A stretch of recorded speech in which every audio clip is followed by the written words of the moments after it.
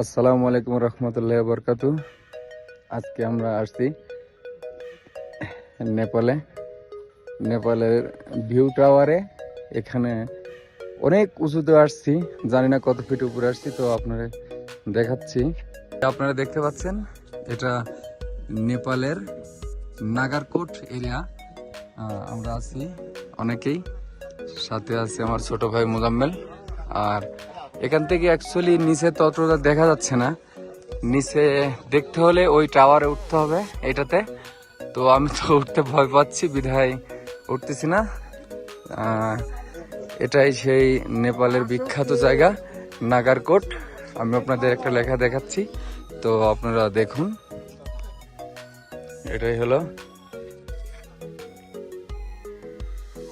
নাগারকোট। কিভাবে দেখাবো বুঝতে পারতেছি না, কারণ বিষয় হলো যে গাছগুলোর কারণে দেখতে পাচ্ছি না আমরা নিচের দৃশ্যগুলোর নিচে এত সুন্দর করে বাড়িঘর করেছে, যা অকল্পনীয়। আমরা ভাবতেও পারি না যে এইভাবে পাহাড়ের কাছে পাহাড় ঘিসে যে বাড়িগুলো আছে পাহাড়ের সাথে, তা অনেক ভয়ঙ্কর আমাদের কাছে মনে হলো। এদের কাছে তেমনটা মনে হয় না, কারণ এরা অভ্যাসে পরিণত হয়ে গেছে। এরা এখানে বসবাস করে, এখানে অনেক টুরিস্ট আছে, আপনারা দেখতে পাচ্ছেন। অনেক ভিজিটর আসছে, বিভিন্ন দেশ থেকে আসে তারা। আর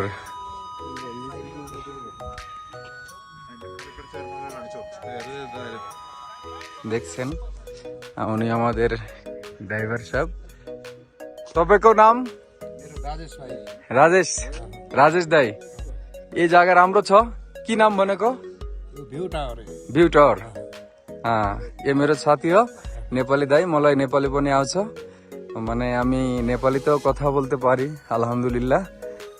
তো আছি নেপালের ভিউ টাওয়ারে, আরো অনেক কিছু দেখাবো ইনশাল্লাহ, আপনারা সঙ্গে থাকুন। এখানে আমাদের সঙ্গে অনেকে উঠেছে। অ্যাকচুয়ালি আমার উঁচাতে ভয় লাগে, ওখানে উঠলে হয়তো বা সব দেখা যাবে, কিন্তু আমি ওখানে উঠিনি, বিধায় দেখতে পাচ্ছি না অনেক কিছুই। তো শুধু এটুকুই দেখা যাচ্ছে।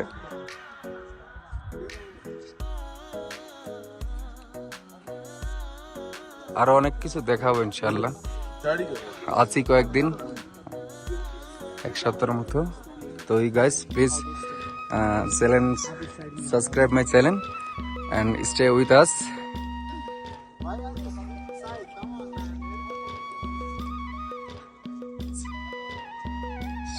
সূর্যের কাছে আমরা আসছি নাকি আমাদের কাছে সূর্য আসছে এটা বলতে পারতেছি না।